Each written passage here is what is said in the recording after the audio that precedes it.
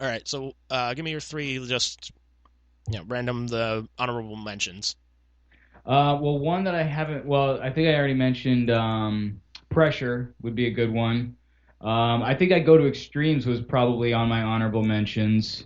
And then I think Captain Jack is one that I didn't mention, but I really like that song. And I can't even really explain why, but there's something about Captain Jack that I really enjoy too. Probably like that message of like, hey man, get your shit together. Yeah, maybe. Like your sister's out on a date, you just sit home and masturbate. Yeah. Just yeah. No. Yeah, he's very much like I don't know. I don't know how to describe it, but but yeah, like I guess like you said, like get your shit together, take responsibility for yourself, and he's very much like um, not like a overly macho guy, but he's very like independent, I guess you'd say. And he puts that a lot out in a lot of his music, like Big Shot, Moving Out, a Mhm. lot of stuff like not like in your face, but like you're not gonna push me around, and you really ought to not be such a prick, sort of again like showing like the brighter side or a hopeful side for how people should be in life. Yeah, He tries to illustrate what should be the best in people. he does. All right. So like three of my honorable mentions. Let's see. So the first one would be "All About Soul" off of the River of Dreams album. Don't know that one. Really good song. I fucking love that. Um, it's still rock and roll to me. Nice. And then sometimes a fantasy. Yeah, that was on my list for a while too.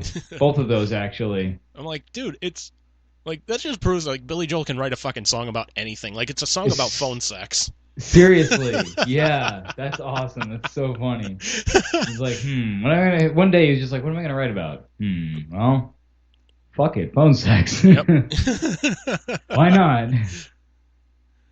I mean, not only that, but like it also that song holds a special place because I don't know if you've ever seen it, but like the video of him playing a concert in Russia, I think back in the 1980s, I forget what year exactly, but Concert.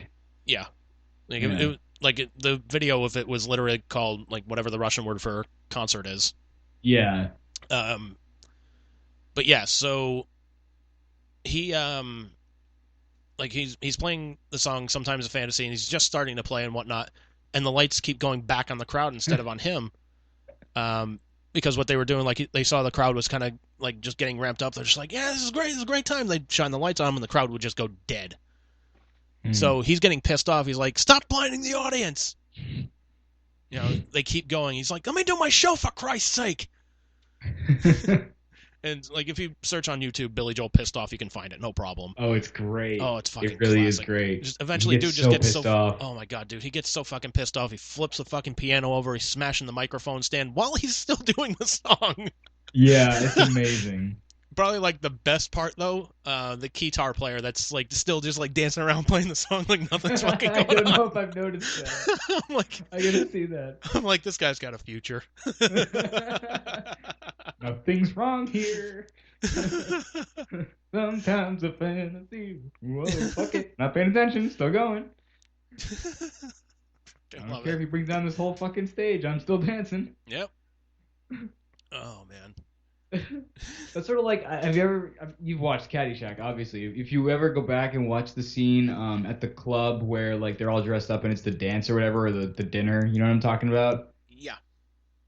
If you watch the band in the background, there's a guy on guitar and he's just like kind of headbanging and they're playing like dance music and it's so funny. The guy's so out of place. Dude's like rocking out and you're like, they're just like dancing. It's like slow dance and the dude's just pounding his head. It's hilarious.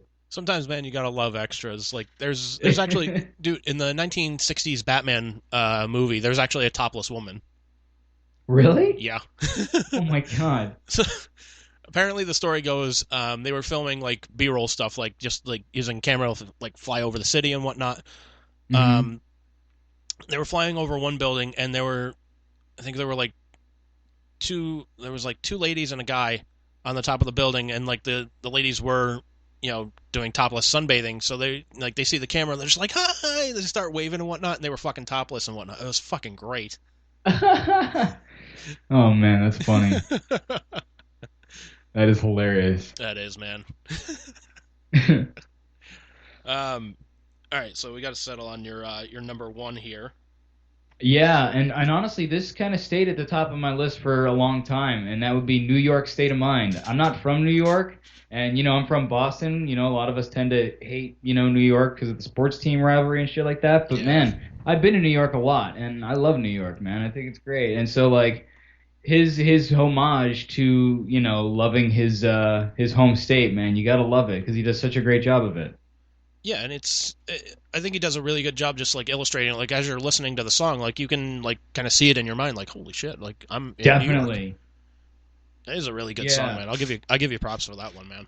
Yeah, man. Like honestly, when I hear that song, I do kind of like envision myself being back on the streets of New York, like over by Central Park or whatever, or wherever. Because like I used to go to New York pretty often because I think I mentioned before that my uncle is an artist and he's friends with a guy who used to work for Marvel, and he lived the guy who worked for Marvel lived in New York. I think he still does, but we used to go and travel to New York City or to Albany pretty regularly to go to like comic book conventions and stuff like that. So I've been in New York City many times, and like for school trips and stuff like that too. So I've been there quite a bit.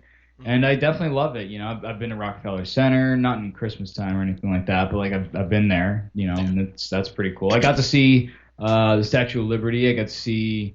I don't think I saw the World Trade Center, but I might have.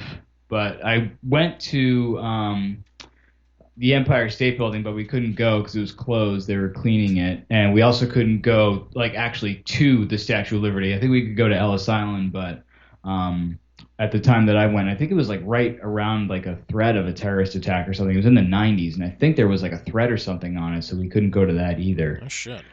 Yeah, I think I was in like seventh grade because we went to like New York and D.C. as like a dual like field trip in like the seventh or eighth grade, and I remember that's why we couldn't go, or something like that was why we couldn't go to the statue.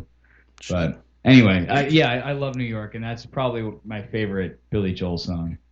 Hey, not a bad pick, man. I'll give you that. Thanks. Yeah. Number one for me, Summer Highland Falls. Yeah. Such a good song. And I Which is just one that I don't know the name of, but then when I hear it, I'm like, oh yeah, that song. yeah. But I just like the opening line of it. When he sings, they say that these are not the best of the times, but they're the only times I've ever known. Like that is just holy shit, man. Yeah. Like Once I again, the king of the silver lining. exactly. And just the fact that really it's a song about like manic depression. Again, yeah, there's kind of a theme with the top three here. I know, but um, like I'm also looking on song facts as well. I don't know if this is a fact or not, but it's saying Billy Joel wrote the music to reflect the highs and lows of manic depression. The song has a musical piano theme. The left hand plays the depression part, going slowly up and down, while the right hand is the manic part, playing a bouncy bit. Hmm. That's And cool. I'm like, shit, that is fucking genius if that's fucking true, man. Yeah, seriously. Yeah, And you wonder if he did that on purpose or if it just happened that way. yeah, but Because, like, as a songwriter myself, not that I'm anywhere near the caliber of Billy Joel, but sometimes, like, when I'm writing music, I don't sit down and go, like, okay, I'm going to write a song in B minor because I want it to sound really sad and, I want to use these notes. And I don't do any of that shit. When I sit down, I just write. I just play stuff that sounds good and try to put stuff together. And yeah, I mean, having some knowledge of theory definitely helps that because it can guide you where to go. But I don't lean on that. So if I'm like, I'd rather play a major chord than a minor chord or whatever it is, like, then I'm going to do that. And because again, I'm letting my ear guide me. And sometimes you'll go back and look at what you've done and be like, hey, look at this. There's this really interesting or weird pattern that came about as a result of it. And it just so happens like, hey, look at the lyrics that you wrote to it. It kind of match like there are some weird instances of shit like that happen that you're like, wow, that's so weird. I didn't even intend for that to happen. And then sometimes you do it on purpose, where it's like, yeah, I wrote a song specifically with the intention, like with this approach. And it's just, I wonder if he did that on purpose, or if that was one of those, oh shit, look at that, look what could accidentally happen kind of thing. I don't know. It also might have been one of those things he was just kind of fucking around with the piano and just going like, oh shit, I think I got something with this. Yeah, yeah, Yeah, man, just jamming. such a damn good song, man. I fucking love that. And now he doesn't really do much like recording these days, right? He pretty much No, just no, he plays doesn't. his old stuff. Yeah, he really doesn't like. He's not recording any new music. 'Cause he's just like, look, I'm done with it. So like really I'm like sure he could do so much more, but does he really need to? Like, no, he doesn't fucking need to. I mean, he's done so much. And not only that, like just like album sales in general. Like even if he did something, it's like he would probably sell like maybe 50,000 albums, like Yeah, physical copies and that's downloads. It's true. like yeah, okay, he's still gonna get fucked over on you know on like how much money he's gonna make from like digital copies and whatnot. Yeah, the music industry's only gotten worse and worse as time has gone on. Yeah.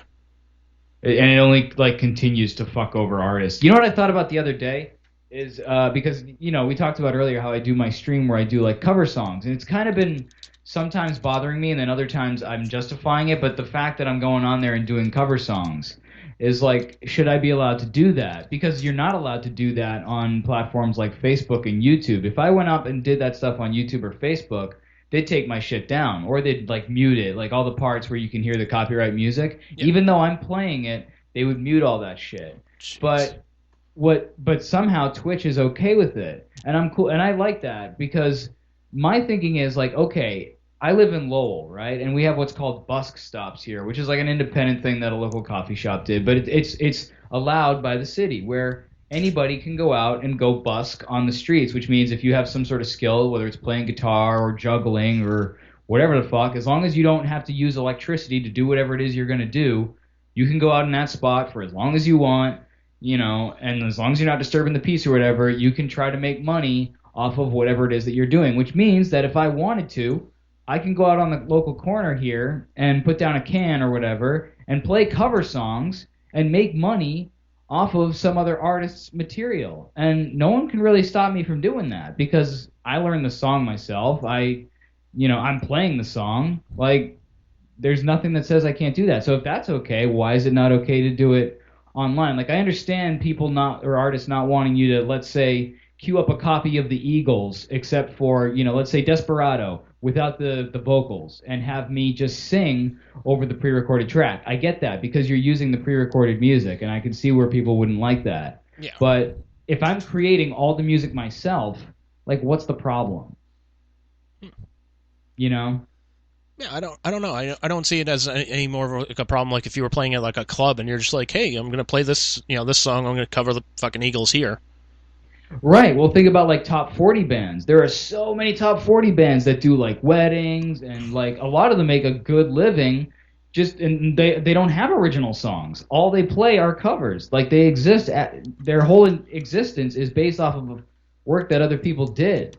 And I used to really like hate cover bands. And now I'm like, you know what? I kind of get it. It's a viable living and you don't have to have the burden of being a songwriter. So, like, if you get to the point where you can just, play shit and get paid for it, then why the fuck not? Yeah. And I mean, that's kind of what Billy. So that's sort of like, people who might shit on Billy for being like, why isn't he writing new shit? It's like, why does he have to? Like, look at his catalog. He's first of all, he's playing his own songs for one, and number two, look at his catalog. He's done enough, and I'm sure he could bust out and be like, hey, look at this epic, new album I just released, and it would probably be amazing, but. Whatever, let him do what he wants to do. And I just feel like I don't know the way that a lot of the music industry is now, and the way a lot of like social media platforms are now, it's making it very, very hard for artists to make money, and it's too bad. It's really too bad because now we have things where like Billy Joel wouldn't release an album, or artists won't release an album because it's not a viable option. And hey, man, I'd like to hear new music by some artists that I really love. Well, no, it's not only that, but I mean, here's two other points as well. Like as far as the record company, this just reminded me of a tweet that D. Snyder had sent out. Somebody had asked him, "What's your opinion on record companies that have made hundreds of millions of dollars by selling shares in Spotify? Are the artists seeing any of this money?" So D replies back, "The artists have always gotten effed over by the business end of things." He said, "Case in point." Twisted Sister got 8% of the profits from Stay Hungry. Now, keep in mind, Stay Hungry when I think it was like 4 or 5 times platinum, something like that. Is that the one that had We're Not Gonna Take It on Yep. it? Okay. Yeah, that was a huge album, I'm sure.